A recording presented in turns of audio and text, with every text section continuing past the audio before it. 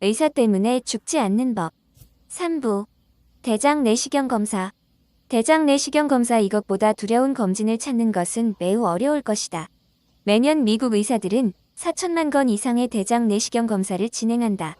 이것은 큰 창자와 고든 창자 내의 이상 변화를 찾아내는 데 사용되는 검사다. 의사들은 검사 도중 5피트 길이의 소형 동영상 카메라가 달린 잘 구부러지는 관을 집어넣고 공기를 투입해 장을 부풀려 장벽이 보이도록 한다. 검사 도중 의심스러운 용종이나 기타 비정상적인 조직이 있으면 조직 검사를 할 수 있다. 대장 내시경 검사는 의사들이 직장 출혈이나 만성 설사의 원인 진단에 도움이 될 수 있지만 가장 일반적인 이유는 대장암 검사 때문일 것이다. 의사들이 대장 내시경 검사를 다시 받으러 오라고 환자들을 설득하기 힘든 이유에는 장을 깨끗하게 비우기 위해 1리터가량의 강력한 액체 설사약을 전날 마셔야 한다는 게 포함된다. 또한 검사 자체의 고통과 불편 기억하지 못하게 만드는 효과가 있는 약물을 먹어 어떤 느낌이었는지 기억하지 못하겠지만 당혹감 취약 합병증에 대한 두려움도 있다. 이 두려움들은 근거가 없지 않다. 대장 내시경 검사는 일상적임에도 불구하고 350건 중 한 건마다 천공과 치명적 출혈 같은 심각한 합병증이 일어난다. 장벽에 구멍을 내거나 결장이 너무 많이 부풀거나 의사가 조직검사 출혈 부위를 지을 때 결장경 끝부분에 천공이 일어날 수 있다. 매우 드물지만 이 소작법은 잔류가스에 불을 붙임으로 말 그대로 결장이 터질 수도 있다. 대장 내시경 검사로 인한 사망은 2,500건당 한 건으로 드문 편이다. 하지만 이 통계는 대장 내시경 검사가 매년 수천 명의 미국인을 죽일 수 있음을 의미한다. 그리고 검사받는 혜택이 위험보다 과연 큰지 의문을 제기한다. 대장 내시경 검사는 대장암을 검사하는 유일한 검사법이 아니다.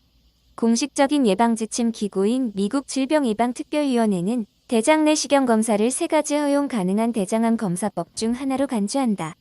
모든 사람은 50세 때부터 10년마다 대장 내시경 검사를 받거나 매년 변자멸반응 검사를 받거나 3년마다 대변 검사와 함께 5년마다 S상 결장경 검사를 받아야 한다. 사실상 대장 내시경 검사나 DNA 대변 검사를 뒷받침하는 증거는 불충분한 것으로 여겨진다. 일상적인 검사법들이 75세에는 더 이상 권장되지 않지만 이것은 당신이 25년 동안 음성 반응을 보인 것으로 추정한다. 현재 당신이 75세이고 검사받은 적이 없다면 최소한 80세 때는 검사받는 것이 좋다. S상 결장경은 대장 내시경 검사보다 훨씬 작은 기계를 사용하므로 합병증에 10배 적다. 하지만 기계가 체내에 약 2피트만 들어가므로 훨씬 안쪽에 있는 종양은 놓칠 수 있다. 그렇다면 전반적으로 어떤 검사가 나은가? 우리는 대장 내시경 검사의 무작위 대조군 연구가 2020년 중반 발표되기 전까지 모를 것이다. 그런데 대부분의 선진국들은 이 검사들을 권하지 않는다. 일반적인 대장암 검사의 경우 그들은 여전히 비침입성 대변 검사를 지지한다. 3가지 방법 중 무엇이 당신에게 가장 적합할까?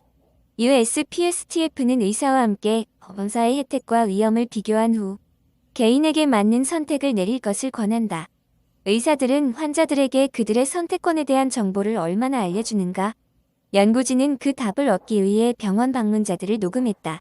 그들은 정보를 바탕으로 한 의사결정의 9가지 요소들을 살펴보았다. 이 요소들에는 각 선택의 장단점에 대한 설명과 그 선택들에 대한 환자들의 이해가 포함된다.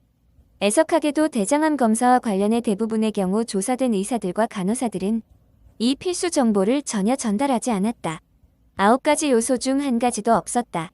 미국 의학연합회 학술지의 사설이 설명했듯이 환자들이 고려해야 할 개연성과 불확실성이 매우 많고 의료진이 환자들과 그 사항들을 논의할 시간이 매우 적다. 그래서 의사들은 환자들의 마음을 대신 결정하는 경향이 있다. 그들은 무엇을 선택하는가? 지원한 1,000명 이상의 내과 의사들을 대상으로 한 국립암 연구소의 조사 결과 거의 모든 의사들과 대장 내시경 검사를 권했다. 다른 대부분 국가들이 비침입성 대안을 선호하는 데 반해 미국 의사들은 왜 대장 내시경 검사를 강요할까? 나머지 세계의 대부분 의사들이 검진료를 받지 않기 때문일 수도 있다. 미국의 위장병학자는 이렇게 설명했다. 대장 내시경 검사는 황금알을 낳는 거위다. 의료비 상승에 대한 뉴욕타임스의 보고서는 다른 많은 선진국의 대장 내시경 검사 비용은 수백 달러에 불과하다고 말했다. 미국에서는 얼마일까? 수천 달러가 들 것이다.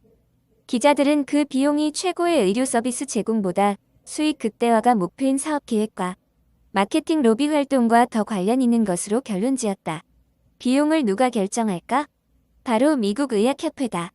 워싱턴 포스트는 매년 비밀스러운 미국 의학협회 위원회가 일반적인 검사 청구 기준을 결정한다고 폭로했다. 그래서 대장 내시경 검사 같은 일반적인 서비스 수행에 소요되는 시간을 총체적으로 과대평가하는 결과를 낳았다. 워싱턴 포스트가 지적했듯이 미국 의학협회 기준들을 믿어야 한다면 미국 의사들은 의료보험과 민영보험사에 보고하는 모든 검사들을 수행하려면 하루 24시간 이상 일해야 할 것이다. 위장병 환자들이 매년 50만 달러 가까운 돈을 예금한다는 사실은 놀랍지도 않다. 그렇다면 왜 당신의 주치의나 내과 전문의는 검사하는 사람이 아닌데도 검사를 강요할까? 환자들을 위장병 학자들에게 보내는 대부분의 의사들은 리베이트 사례를 받는다. 미국 회계감사원은 이런 관행을 자기 추천이라고 밝혔다. 이 자기 추천은 서비스 제공자 자신의 경제적 이해관계가 얽힌 단체의 환자들을 추천하는 수법이다. GA 오는 의사들이 사익을 얻지 않을 때 추천하는 것보다 매년 100만 건을 더 추천할 것으로 추정했다. 대장 내시경 검사 전 먹어야 할 것. 식당에서 식사를 많이 하고 나서 파카사탕을 먹어본 적이 있는가? 파카사탕은 당신의 입냄새를 없앨 뿐만 아니라 위 대장 반사를 줄이는 데도 도움이 된다. 위 대장 반사는 식후의 배변 욕구다. 당신의 위신경들이 식후 늘어나 대장의 경련을 일으켜 몸이 음식을 더 받아들일 수 있도록 만든다. 박하사탕은 대장에 늘어선 근육들을 이완시켜 이 경련을 줄일 수 있다. 이것은 대장 내시경 검사와 어떤 관련이 있을까? 수술 도중 제거된 대장 조각들을 당신이 집어 탁자 위에 놓으면 그것들은 1분당 3번씩 자발적으로 수축한다. 소름 끼치지 않는가? 하지만 박하사탕에서 발견되는 멘톨을 그 대장 조각에 떨어뜨리면 수축하는 힘이 급감한다. 대장 내시경 검사 도중 그런 경련은 검사 진행을 방해해 환자들을 불편하게 만들 수 있다. 박하사탕은 대장 근육을 이완시켜 의사와 환자 모두에게 검사를 더 쉽게 해줄 수 있다. 의사들은 결장경 끝부분에 박하유를 뿌리는 실험과 수동 펌프를 이용해 검사 전 대장에 박하수를 넣는 실험을 했다. 하지만 환자에게 박하 정유 캡슐을 삼키라는 가장 간단한 해법이 최선일 수 있다. 대장 내시경 검사 4시간 전 박하 정유를 8방울가량 먹으면 대장 경련과 고통이 상당히 줄어들고 의학과 비교하면 기기를 넣고 빼기 쉽다는 것이 밝혀졌다. 당신에게 대장 내시경 검사가 필요하다면 의사에게 이 간단한 식물 해결책 사용에 대해 물어보라. 아마도 둘 모두에게 검사가 쉬워질 것이다. 확실히 미국에서 환자들은 실제 필요한 것보다 의료를 더 많이 받는 것 같다. 이런 주장은 1차 진료에 대한 책을 썼던 바버라 스타필드 박사의 말이다. 미국에서 가장 명망 있는 의사 중 한 명인 그녀는 의료 분야를 미국인의 3번째 주요 사망 원인으로 꼽으면서 미국 의학협회지에 신랄한 비판 글을 실었다. 1차 진료에 대한 그녀의 연구는 광범위하게 수용되었지만 잠재적으로 비효율적이고 해로운 미국 의료 분야의 특징들에 대한 그녀의 연구 결과는 거의 주목받지 못했다. 훗날 인터뷰에서 그녀는 이렇게 말했다. 미국 대중은 속임수에 소가 개입이 많아야 건강이 더 좋아진다고 믿는 것 같다. 한 의료품질 전문가의 말처럼 스타필드의 증거를 보편적으로 무시하는 상황은 곤란한 사실들이 기억의 구멍에 삼켜져 전혀 없던 것이 되는 조지 오웰의 1984의 어두운 디스토피아를 연상시킨다. 애석하게도 스타필드 박사는 더 이상 우리 곁에 없다. 역설적으로 그녀 자신이 우리에게 큰 소리로 경고했던 부작용 때문에 죽었을지도 모른다. 그녀는 심장 스텐트가 막히지 않도록 2가지 혈액 희석제를 복용한 후로 더 자주 멍이 들고 출혈이 더 길어진다고 자신의 심장 전문의에게 알려주었다. 그 후 스타필드 박사는 수영 도중 머리를 부딪혀 뇌출혈로 사망했다. 내가 궁금한 것은 그녀가 매우 오랫동안 혈액 희석제를 복용했어야만 했는지 애당초 스텐트를 삽입했어야만 했는지가 아니다.